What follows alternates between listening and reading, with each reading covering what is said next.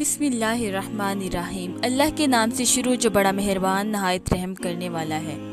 دنیا کی تاریخ میں ایسے بہت سے بادشاہ اور فرعون گزرے ہیں جن کو ان کی بادشاہت اور دولت کے نشے نے مغرور بنا دیا اور وہ تکبر میں آ کر خدائی کا دعویٰ کر بیٹھے۔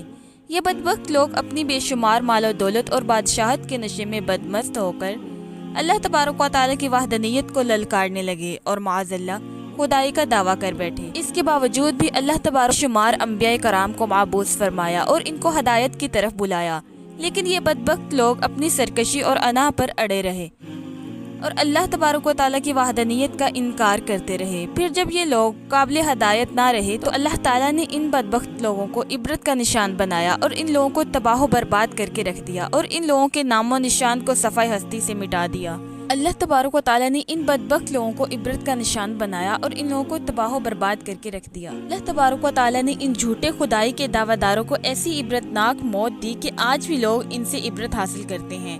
پیارے دوستو، خدائی کا دعویٰ کرنے والے بدبختوں میں سب سے بڑا بدبخت شداد بھی شامل ہے، جس نے اللہ تبارک و تعالیٰ کی وحدانیت کو للکارا اور سرکش اور نافرمان ہو گیا۔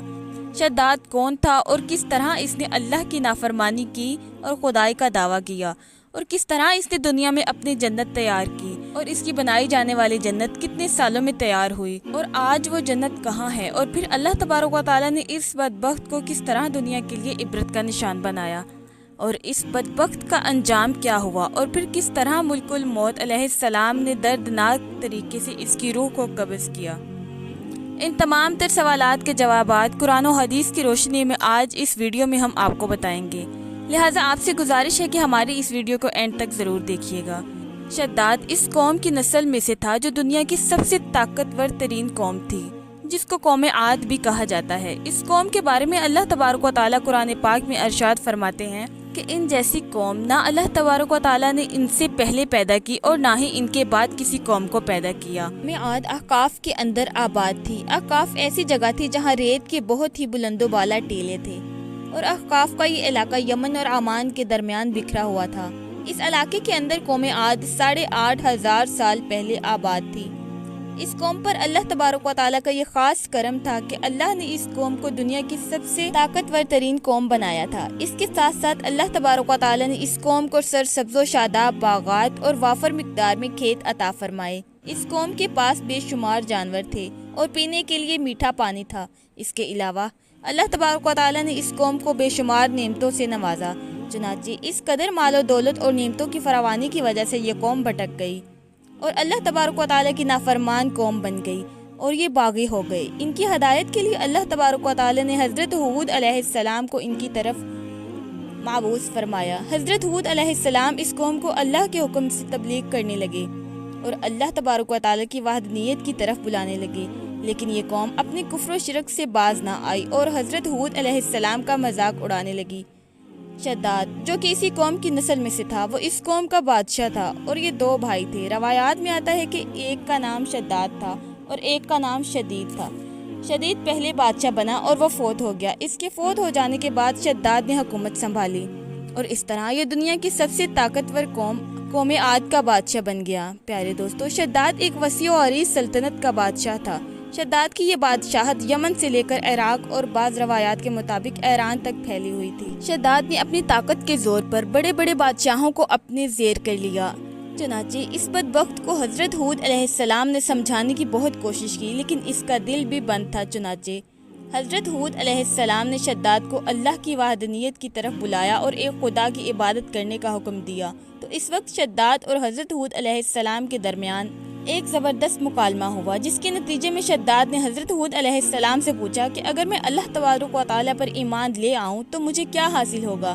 تو اس وقت حضرت ہود علیہ السلام نے شداد سے فرمایا، تم پر جنت حلال ہو جائے گی۔ جنت کا نام سنتے ہی شداد حضرت ہود علیہ السلام سے پوچھنے لگا کہ یہ جنت کیا ہے؟ تو حضرت ہود علیہ السلام نے شداد کو جنت کا نقشہ بتایا اور جنت کی نعمتوں کے بارے میں شداد کو بتایا۔ حضرت ہود علیہ السلام کی یہ بات سن کر شداد بہت مسکرایا۔ حضرت ہود علیہ السلام کو دیکھ کر کہنے لگا کہ یہ کون سی بڑی بات ہے، ایسی جنت تو میں بھی تیار کر سکتا ہوں۔ حضرت ہود علیہ السلام نے شداد کو اس کے کفر و شرک سے روکنے کی بہت کوشش کی، لیکن یہ بدبخت باز نہ آیا۔ چنانچہ اس وقت شداد نے اپنی سلطنت کے بہت بڑے بڑے کاریگروں کو اکٹھا کیا اور ان کو حضرت ہود علیہ السلام کا بتایا ہوا نقشہ بتایا اور حکم دیا کہ وہ جنت تیار کرنا شروع کر دیں۔ شداد کی تیار ہونے والی اس جنت میں سونے اور چاندی کی اینٹیں لگائی گئیں اور جواہرات بھی لٹکائے گئے۔ اس بدبخت شداد نے اپنی اس بنائی جانے والی جنت میں شہد اور دودھ اور پانی کی نہریں بھی رواں کر دی، دنیا جہاں کے خوبصورت درخت، پھول، پودے لگوا دیے۔ اس جنت کو طرح طرح کے جواہرات سے مزین کر دیا۔ قوم عاد چونکہ پہلے ہی بلند و بالا پہاڑوں کو تراش کر محلات بنانے کے اندر ماہر تھی اور شداد کی سلطنت میں تو یہ فن عروج پر تھا، چنانچہ ریت کے ان بلند و بالا ٹیلوں پر بہت بڑے بڑے ستون کھڑے کر دیے گئے اور بلند ستونوں پر بڑی بڑی سونے اور چاندی کی عمارات بنائی گئیں۔ شداد نے یہ فیصلہ کیا تھا کہ جب تک اس کی بنائی جانے والی جنت تیار نہ ہوگی اس وقت تک وہ اپنی جنت کے اندر قدم نہیں رکھے گا۔ چنانچہ شداد کے حکم کے مطابق جنت تیار ہونے لگی اور شداد اپنے محل کے اندر بے صبری سے اپنی جنت مکمل ہونے کا انتظار کرنے لگا۔ اس جنت کو تیار ہونے میں 12 سال لگے۔ 12 سال کے اندر جب یہ جنت مکمل تیار ہو گئی اور اس کو طرح طرح کے ہیرے جواہرات سے مزین کر دیا گیا اور طرح طرح کی خوبصورتی سے مزین کر دیا، تو اس وقت شداد کو اس کی جنت تیار ہونے کا پیغام پہنچا دیا گیا۔ چنانچہ شداد جنت کے تیار ہونے کا پیغام سنتے ہی بہت خوش ہوا اور اپنے جنت کو دیکھنے کے لیے اپنی فوج کو ساتھ لے کر جنت کی طرف نکل پڑا۔ چنانچہ شداد ابھی جنت کے دروازے پر پہنچا ہی تھا کہ اس نے اپنے سامنے ایک شخص کو کھڑا دیکھا۔ شداد اس شخص کو دیکھتے ہی پہچان گیا اور اپنے حواریوں سے کہنے لگا کہ یہ شخص مجھے جنت میں داخل ہونے نہیں دے گا۔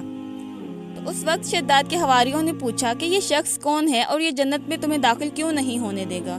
تو اس وقت شداد نے اپنے حواریوں سے کہا، یہ ملک الموت علیہ السلام ہے جو کہ میری روح قبض کرنے کے لیے آئے ہیں اور یہ مجھے جنت میں داخل نہیں ہونے دیں گے۔ اس وقت شداد بدبخت ملک الموت علیہ السلام سے عرض کرنے لگا، مجھے صرف اپنی جنت میں قدم رکھنے کی مہلت دے دی جائے۔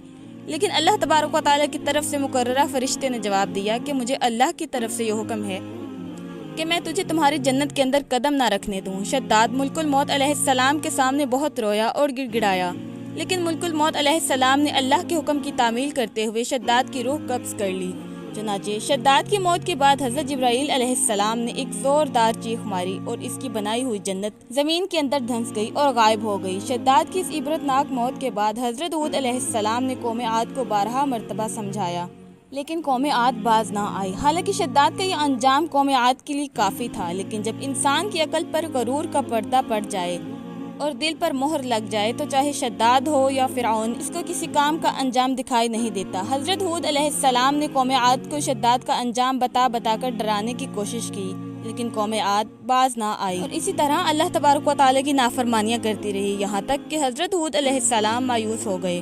اور اس وقت جب قوم عاد قابل ہدایت نہ رہی تو اللہ نے حضرت ہود علیہ السلام کو حکم دیا کہ وہ اپنے ساتھیوں کو لے کر اس علاقے سے چلے جائیں۔ اللہ تبارک و تعالیٰ کے یہ حکم پاتے ہی حضرت ہود علیہ السلام نے اس وقت آخری مرتبہ اپنی قوم کو سمجھانے کی کوشش کی، کیونکہ وہ چاہتے تھے کہ ان کی قوم راہ ہدایت پر آ جائے، لیکن وہ لوگ پھر بھی باز نہ آئے تو حضرت ہود علیہ السلام اپنے ساتھیوں کو لے کر اس علاقے سے روانہ ہو گئے۔ چنانچہ اس کے بعد اللہ تبارک و تعالیٰ نے قوم عاد پر خوفناک آندھیاں مسلط کر دیں۔ اللہ کی طرف سے آنے والی وہ خوفناک آندھیاں اور طوفان 7 راتیں اور 8 دن تک چلتی رہیں، یہاں تک کہ وہ پوری قوم اپنے بلند ستونوں اور سونے چاندی کی عمارتوں سمیت زمین کے اندر دھنس گئی اور غرق ہو گئی۔ اللہ تبارک و تعالیٰ نے اس قوم پر اس قدر دردناک عذاب نازل فرمایا کہ اس کا نام و نشان صفائے ہستی سے مٹا دیا، اور وہ وادی جس کے اندر بلند و بالا محلات بنے تھے، سونے اور چاندی کے جواہرات کی دیواریں تھیں، تمام تر ریت میں تبدیل ہو گئیں۔ قوم عاد کے اس علاقے کو اللہ تبارک و تعالیٰ نے اس طرح زمین کے اندر غرق کر دیا کہ وہاں پر صرف ریت کے ٹیلے باقی بچے اور کسی بھی چیز کا نام و نشان نہ بچا۔ پیارے دوستو، اس طرح اللہ تبارک و تعالیٰ نے شداد اور اس کی قوم کو عبرتناک انجام تک پہنچا دیا۔ اللہ سے دعا ہے کہ اللہ ہمیشہ ہمیں عاجزی اور انکساری کے ساتھ زندگی گزارنے کی توفیق عطا فرمائے اور حضور پاک صلی اللہ علیہ وآلہ وسلم کے بتائے ہوئے راستے پر چلنے کی توفیق عطا فرمائے، آمین۔ امید ہے آپ کو آج کی ویڈیو پسند آئی ہوگی۔ اگر پسند آئی ہو تو ہمارے چینل کو سبسکرائب کر دیں۔ شکریہ۔